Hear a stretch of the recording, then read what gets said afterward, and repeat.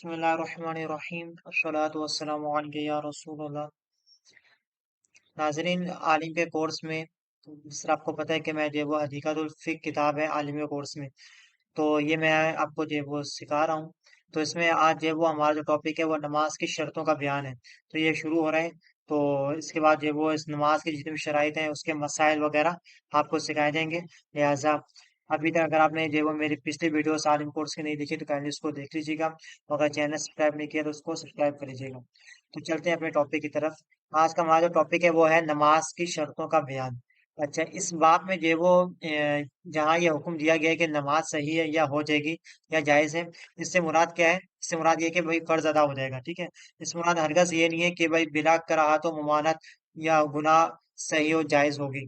اکثر جگہ ایسی ہیں کہ مکروہ تحریمی یا ترک واجب ہوگا اور کہا جائے گا کہ نماز ہو گئی، یہاں اس سے جو ہے وہ بحث نہیں ہے، ٹھیک ہے جی۔ تو یہ جو ہے وہ نماز کے اس ٹاپک کے متعلق کچھ جو ہے وہ شرائط تھی۔ اچھا، اب نماز کی کتنی شرائط ہیں؟ بیسیکلی جو ہے وہ نماز کی جو ہے وہ 6 شرطیں ہیں، اور اس میں جو ہے وہ پہلی ہے طہارت۔ تو آج جو ہے وہ طہارت کے ہم جو ہے وہ کچھ مسائل سیکھیں گے، اور باقی طہارت کے کافی مسائل ہیں وہ بعد میں بھی نیکسٹ ویڈیوز میں سیکھتے رہیں گے۔ اسی طرح دوسرا ہے ستر عورت، تیسرا ہے استقبال قبلہ۔ اچھا، ستر عورت کسے کہتے ہیں؟ کہ مردوں کا یہ ہے کہ ناف کے نیچے سے لے کر گھٹنوں کے نیچے تک، ٹھیک ہے، اور عورتوں کا یہ ہے کہ چہرہ اور دونوں ہاتھ کلائی تک، اور دونوں پاؤں ٹخنوں تک، ٹھیک ہے۔ اس کے علاوہ جتنا بھی یہ حصہ ہے وہ عورت کا ستر عورت ہوگا، یعنی اس کو چھپانا فرض ہوگا، لازم ہوگا۔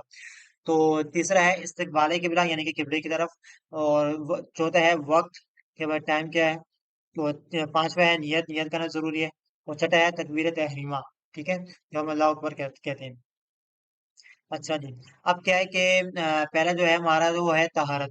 اچھا، یا اس سے مراد کیا ہے؟ یعنی مصلی، یعنی جو نماز پڑھ رہا ہے، جو اس سے مصلی بچھا ہے، جو نماز پڑھ رہا ہے، مصلی کے بدن کا حد سے اکبر و اصغر اور نجاست حقیقیہ قدر مانے سے پاک ہونا۔ یعنی اس کا مطلب کیا ہے کہ مصلی یعنی جو نماز پڑھ رہا ہے اس کا جو بدن ہے وہ حد سے اکبر و اصغر، حد کسے کسے کہتے ہیں؟ ناپاک چیز کو۔ حد سے اکبر یعنی کہ بڑی ناپاک، اور چھوٹی ناپاک چیز، یعنی کہ اس سے مراد ہے وہ غسل اور وضو ہے، اور بھی کافی چیزیں مراد ہے، تو وہ میں آپ کو آگے بتاؤں گا، ٹھیک ہے۔ اسی طرح نجاست حقیقیہ، جو نجاست ہوتی ہے جس سے جو ہے وہ ہمارے کپڑے وغیرہ ناپاک ہو جاتے ہیں، قدرے معنی سے پاک ہونا۔ قدرے معنی کیسے کہتے ہیں؟ یہ بھی آگے جا کے آپ کو میں بتاؤں گا، ٹھیک ہے۔ نیز اس کے کپڑے اور اس جگہ کا جس پر نماز پڑھے، یعنی کہ اس کے جو کپڑے جو پہنے ہوئے وہ جس جگہ نماز پڑھے نا اس جگہ کا پاک ہونا۔ اسی طرح نجاست حقیقیہ قدرے معنی سے پاک ہونا، یہ جو ہے وہ ضروری ہے۔ اچھا، حد سے اکبر کسے کہتے ہیں؟ میں نے آپ کو بتایا تھا، حد سے اکبر یعنی موجوبات غسل، یعنی کہ جس سے جو ہے وہ غسل وغیرہ جو ہے وہ، یعنی کہ جس سے غسل وغیرہ ٹوٹ جاتا ہو اس سے، ٹھیک ہے، تو اس کا بدن وغیرہ پاک ہونا چاہیے اس سے، یہ یعنی کہ اس کا غسل ہونا چاہیے، ٹھیک ہے۔ اب ایسا نہیں کہ اس پر غسل فرض ہو جائے تو اب وہ نماز پڑھا نہیں ہو سکتا۔ اسی طرح حد سے اصغر یعنی نواقص سے وضو، یعنی جو وضو کے توڑنے کی جو چیزیں ہیں، یعنی کہ اس کا وضو ہونا چاہیے، یوں سمجھ لیجیے۔ اگر اس کا وضو ٹوٹ گیا، یعنی کہ کوئی بھی ایسی چیز جو جس سے وضو ٹوٹ جاتا ہے، تو اس کو کہتے ہیں حد سے اکبر اصغر۔ اور ان سے پاک ہونے کا طریقہ، ٹھیک ہے، غسل و وضو کے بیان میں گزرا۔ اچھا، تو یہ انہوں نے یہ وہ پہلے جو بیان کر دیا، ٹھیک ہے، تو میں آپ کو بتا دیتا ہوں کہ مزید اس میں کیا کیا چیزیں ہوں گی۔ اچھا، شرط نماز اس قدر نجاست سے پاک ہونا ہے کہ بغیر پاک کے نماز ہوگی نہیں۔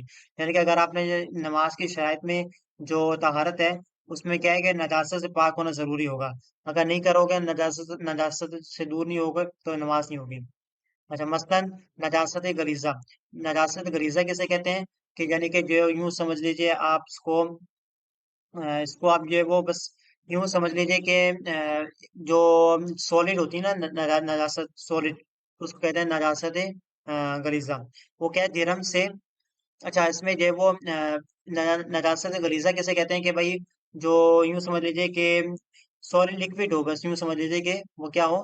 لکوڈ ہو، تو جیسے پیشاب وغیرہ، تو وہ کیا ہے؟ درہم سے زائد، یعنی کہ ہمارا درہم کیا ہوتا ہے کہ فور ایگزامپل آپ کی جو ہتھیلی ہے، اب ہتھیلی میں آپ جو ہے وہ بالکل ہتھیلی سیدھی رکھ لیں آپ اس کو، اور اس کے اوپر پانی ڈالیں، اب پانی جتنا ٹھہر جائے گا نا تو وہ کیا ہوگا؟ درہم ہوگا آپ کا جو ہے وہ ایک درہم۔ اب اس سے زیادہ نجاست لگ گئی اپنے کپڑوں میں، یا یوں سمجھ لیجیے کہ 5 روپے والا سکہ جو ہے، بڑے والا سکہ، ٹھیک ہے، تو آپ یوں سمجھ لیجیے کہ 5 روپے والا جو سکہ ہے، اگر اس سے اگر اس سے زیادہ آپ کے کپڑوں پر، آپ کے جسم پر نجاست لگ گئی، پیشاب وغیرہ لگ گیا، تو پھر کیا ہوگا؟ نجاست غریزہ ہو جائے گا، ٹھیک ہے؟ اور خفیفہ کپڑے یا بدن کے اس حصے کے چوتھائی سے زیادہ جس میں لگی ہو، اس کا نام قدر مانے ہے، اور اگر اس سے کم ہو تو اس کا زائل کرنا سنت ہے۔ یہ امور بن باب الانجاس میں ذکر کیے گئے ہیں۔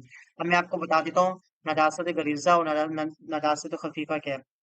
نجاست خفیفہ کیا ہوتا ہے کہ بھائی وہ جو سالڈ ہوتی ہے، سالڈ یعنی کہ جو وہ بڑا پیشاب وغیرہ کہہ لیجیے، اگر وہ کپڑے وغیرہ پہ لگے یا اس بدن کے اس حصے کی چوتھائی سے زیادہ ہو، یعنی کہ ٹھیک ہے نا، یعنی کہ اگر آپ نے یہ وہ یوں سمجھے کہ وہ جو اس میں جو یوں سمجھ لیجیے آپ یہ وہ سالڈ ہے، سالڈ ہو، اگر آپ کو جسم وغیرہ پہ لگ گیا ہے تو اس کو آپ کو ہٹانا پڑے گا، ٹھیک ہے؟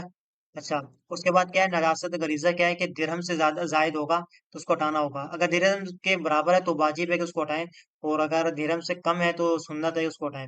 اگر درہم کیا ہے میں آپ کو بتا چکا ہوں کہ بھائی 5 روپے والا سکہ لے لیں بڑا والا، یا پھر آپ جو اپنے ہاتھ کی ہتھیلی کو دیکھیں اور اس کے اوپر آپ جو وہ پانی ڈالیں، جتنا پانی ٹھہر جائے نا تو بس سمجھیں کہ وہ کیا ہے؟ درہم ہے۔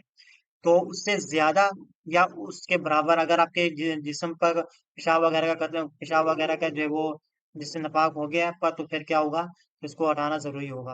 اچھا، اب مسئلہ کیا ہے؟ کسی شخص نے اپنے آپ کو جو ہے وہ بے وضو گمان کیا، یعنی کہ وہ سمجھتا ہے کہ میرا وضو ہی نہیں ہے، اور پھر اسی حالت میں اس نے نماز ہی پڑھ لی، یعنی اس کو پتا ہے کہ اس کو ایسا لگ رہا ہے کہ میرا وضو نہیں ہے، پھر اس نے نماز ہی پڑھ لی، پھر کیا ہوا کہ بعد میں پتا چلا کہ بھائی اس کا تو وضو وہ بے وضو نہیں تھا، یعنی کہ اس کا وضو تھا، تو پھر کیا ہوگا کہ در مختار میں لکھا ہے کہ اس کی نماز نہیں ہوگی۔ کیوں نہیں ہوگی؟ کیونکہ اس نے اپنے آپ کو بے وضو گمان کیا تھا۔ دوسرا کیا ہے؟ اگر نجاست قدر مانے سے کم ہے، جیسے میں بتا چکا ہوں، ٹھیک ہے، جب بھی جو ہے مکرو ہے، یعنی کہ نماز تو ہو جائے گی لیکن مکرو ہے، پھر اگر نجاست غلیظہ بقدر درہم ہے، یعنی کہ اس کے برابر ہے، تو مکرو تحریمی ہو گئے، یعنی کہ واجب ہوگا کہ آپ جو اس کو اٹھائیں، تو اگر اس سے کم ہے تو خلاف سنت ہے، یعنی کہ نماز ہو جائے گی لیکن یہ کہ سنت کے خلاف ہے۔ تیسرا مسئلہ کیا ہے؟ جس جگہ نماز پڑھے اس کے طاہر ہونے سے مراد موضع سجود و قدم کا پاک ہونا ہے، یعنی کہ جس جگہ ہم لوگ سجدہ کرتے ہیں نا، سر رکھتے ہیں، اسی طرح قدم رکھتے ہیں، پاؤں رکھتے ہیں، تو اس کا پاک ہونا ضروری ہے، یعنی کہ آپ یوں سمجھیے آپ نے جو وہ جائے نماز بچھائی، ٹھیک ہے، یوں سمجھے آپ جس جگہ نماز پڑھیں، اب وہ جگہ جو ہے وہ ناپاک ہے، لیکن آپ نے جو قدم وہاں رکھا، قدم پاؤں وہاں رکھا جہاں جو ہے وہ یوں سمجھے وہ جگہ پاک ہے، باقی ساری چیزیں ناپاک ہیں۔ اسی طرح ہاتھ اور جو ہے وہ آپ نے جو ہے وہ یوں سمجھے چہرہ سجدہ کرتے ہیں نا ہم، تو چہرہ گھٹنے آپ نے اس جگہ رکھا جو پاک ہے، ٹھیک ہے، باقی پوری جگہ ناپاک ہے، تو پھر کیا ہوگی؟ نماز ہو جائے گی۔ کیوں ہو جائے گی نماز؟ کیونکہ وہاں ہم جو جس جگہ سجدہ کر رہے ہیں اور جس جگہ جو ہے وہ قدم رکھ رہے ہیں، تو کیا ہے وہ جگہ پاک ہونا ضروری ہے، ٹھیک ہے، جس چیز پر نماز پڑھتا ہو، ٹھیک ہے، اس کے سب حصے کا پاک ہونا شرط صحت نماز ہے، یعنی کہ اگر کوئی جائے بچھائیے یا پھر جو ہے وہ یوں سمجھ لیجیے کہ آپ نے پورا جو ہے وہ اس میں زمین وغیرہ ہے، تو اس میں کیا ہوگا؟ کوئی زمین اگر ناپاک ہو نا، بس آپ کیا کریں؟ اس جگہ کھڑے ہو جائیں، پاؤں رکھ کر جو جگہ پاک ہو، ٹھیک ہے، نمبر ایک، سجا سجا بھی اس جگہ کریں، اس حصے پر کریں جو حصہ جو ہے وہ پاک ہو، بس پہ نماز ہو جائے گی۔ اسی طرح چوتھا مسئلہ یہ کہ مصلی کے ایک پاؤں کے نیچے قدرے درہم سے زیادہ نجاست ہو، یعنی کہ درہم سے زیادہ نجاست ہے تو پھر نماز نہیں ہوگی، ٹھیک ہے، اگر اس کے ایک پاؤں کے نیچے ہوگا۔ یوں ہی اگر دونوں پاؤں کے نیچے تھوڑی تھوڑی نجاست ہے کہ جمع کرنے سے ایک درہم ہو جائے گی، ٹھیک ہے، تھوڑی تھوڑی نجاست دونوں پاؤں کے نیچے کہ اگر آپ جمع کریں تو ایک درہم کے جو ہے وہ برابر ہو جائے گی، تو کیا ہوگا؟ اگر ایک قدم کے نیچے پاک تھی اور دوسرا قدم جہاں رکھے گا ناپاک ہے، اس نے اس پاؤں کو اٹھا کر نماز پڑھی ہوگی، ہاں اگر بے ضرورت ایک پاؤں کو کھڑے ہو کر نماز پڑھنا مکروہ ہے، یعنی کہ یوں سمجھ لیجیے کہ اگر ایک قدم کی جگہ جو ہے اس کے نیچے پاک تھی، دوسرا قدم کے جہاں رکھا تھا وہ ناپاک ہے، تو اس نے جو ہے وہ اس پاؤں کو اٹھا کر نماز پڑھی تو پھر کیا ہو جائے گی؟ ہو جائے گی نماز، ٹھیک ہے، ویسے آپ جو ہے وہ نہیں کر سکتے۔ پیشانی پاک جگہ ہے اور ناک نجس جگہ، تو نماز ہو جائے گی، یعنی کہ آپ کی جو پیشانی ہے، آپ نے جس جگہ پر پیشانی رکھی وہ جگہ پاک تھی، لیکن آپ کی جو ناک جس جگہ لگی وہ جگہ جو ہے ناپاک تھی، تو کیا ہوگی؟